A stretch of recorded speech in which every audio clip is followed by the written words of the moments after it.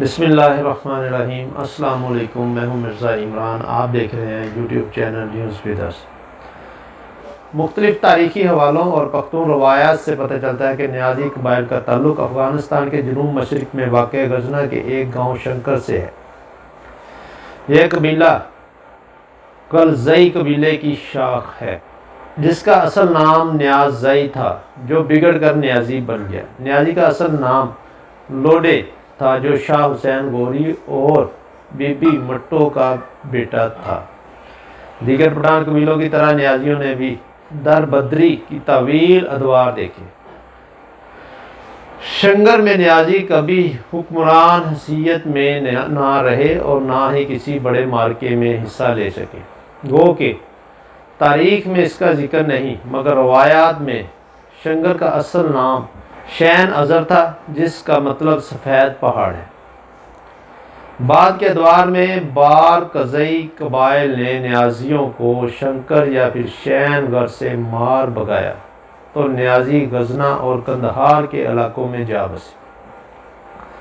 न्याजियों ने तुर्क जर्नैलों से अच्छे रवाबत कायम किए और सुल्तान महमूद गजनवी की फ़ौज में भर्ती होने लगे।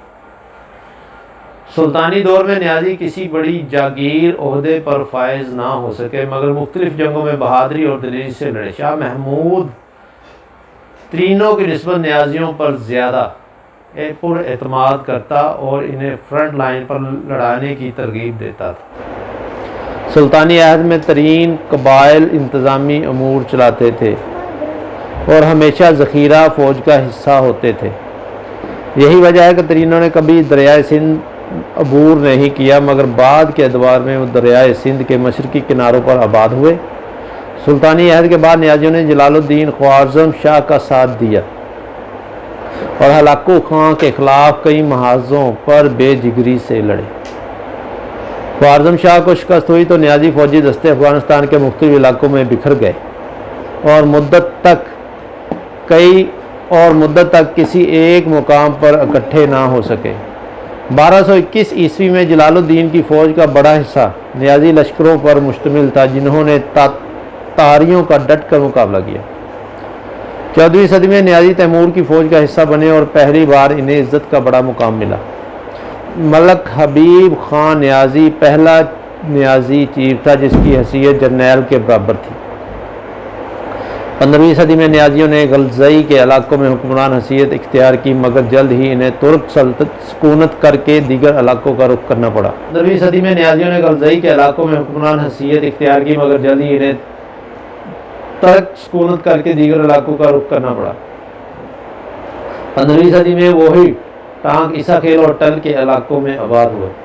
1452 ईस्वी में सुल्तान बहलूल लोदी ने कोहे सुलेमान के दिनों इतराब बसने वाले पठान कबीलों को सलातीन मशरकी जूनपुर के खिलाफ लड़ने की दावत दी, तो दीगर पठान कबीलों के हमदोश न्याजी भी मैदान जंग में आए। लोदी सुल्तान के दावे के मुताबिक न्याजियों को ना तो कोई बड़ी जगीर अता की और ना ही कोई बड़ा ओहदा दिया।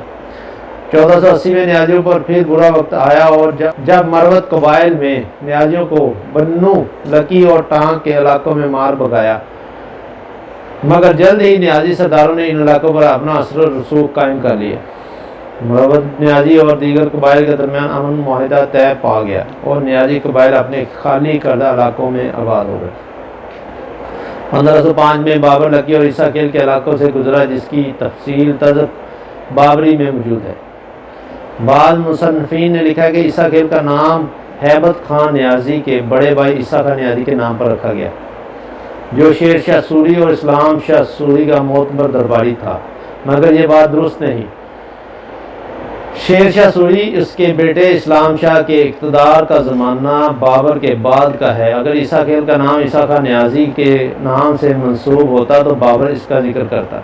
मलक हबीब खान न्याजी के बाद न्याजियों का दूसरा बड़ा सरदार हैबत खान न्याजी से हैबत खान न्याजी ईसा खान न्याजी का छोटा भाई था। शेर शाह सूरी के अहद में हैबत खान न्याजी ने न्याजी कबाइल को यकजा किया और न्याजी लश्कर तश्कील दिया। शेर शाह के हुक्म पर वो मुल्तान पर हमला आवर हुआ और हाकिम मुल्तान फतेह शेर जट को कत्ल कर डाला।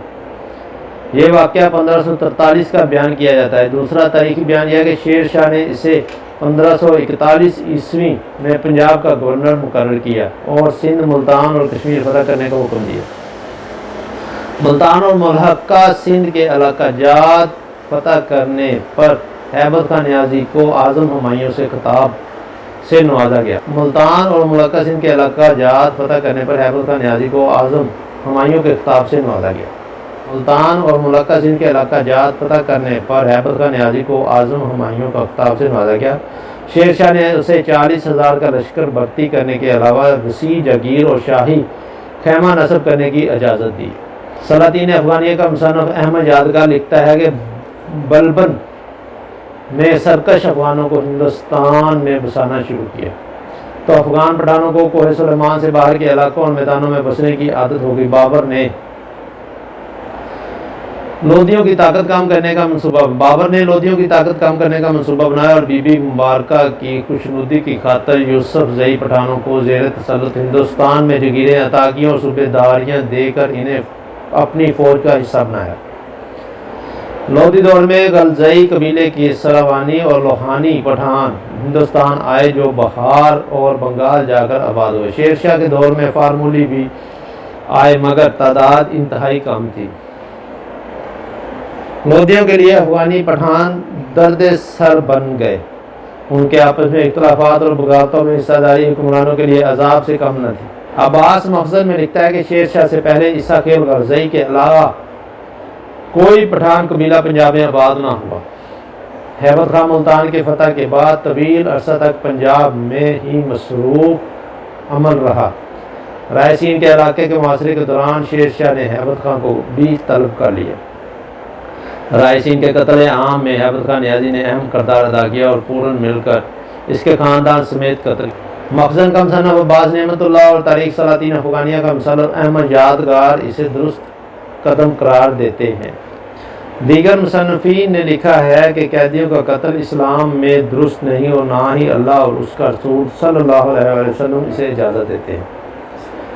जादूनार सरकार और प्रोफेसर DC सरकार के मुताबिक ख्वास खान नहीं चाहता था कि हैबत खान नियाज़ी को पंजाब, मुल्तान और सिंध शिमाली इलाकों का गवर्नर मुकर्रर किया जाए और ख्वास खान को मफतूहा इलाकों से वापस बुला लिया।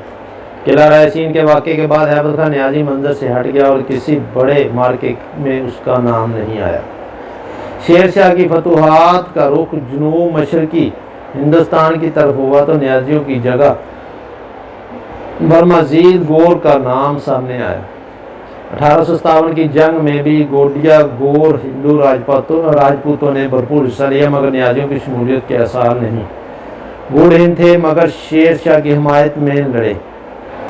शेर शाह की फतवाहत का रुख जनूब मशरकी हिंदुस्तान की तरफ हुआ तो नियाज़ियों की जगह बरमज़ीद गोर का नाम सामने आया। 1857 की जंग आज़ादी में भी गोडिया गोर हिंदू राजपूतों ने भरपूर हिस्सा लिया मगर नियाज़ी की शमूलियत के आसार नहीं। गोर हिंदू थे मगर शेर शाह की हिमायत में लड़े। हैबत खान नियाज़ी लाहौर तक महदूद रहा। पंजाब का निज़ाम अच्छे तरीके से चलाता रहा। 1545 ईस्वी में 5 साल हुक्मरानी के बाद शेर शाह सूरी का कांजर के मुकाम पर इंतकाल हुआ तो उसके बेटों आदिल शाह और जलाल शाह के दरमियान इक़्तिदार की जंग शुरू हो गई। जलाल शाह ने कांजर के में ही ताज शाही पहन लिया जबकि इसके बाप की लाश अपने खेमे में रखी हुई थी। जलाल शाह ने इस्लाम शाह का लक़ब इख्तियार किया और शेर शाह को अमानतन कांजर में दफना दिया। बाद में इसे सहराम के मकबरे में मुंतकिल किया गया। ये काम राजदारी से किया गया। इजाज़त दीजिए। अल्लाह हाफ़िज़।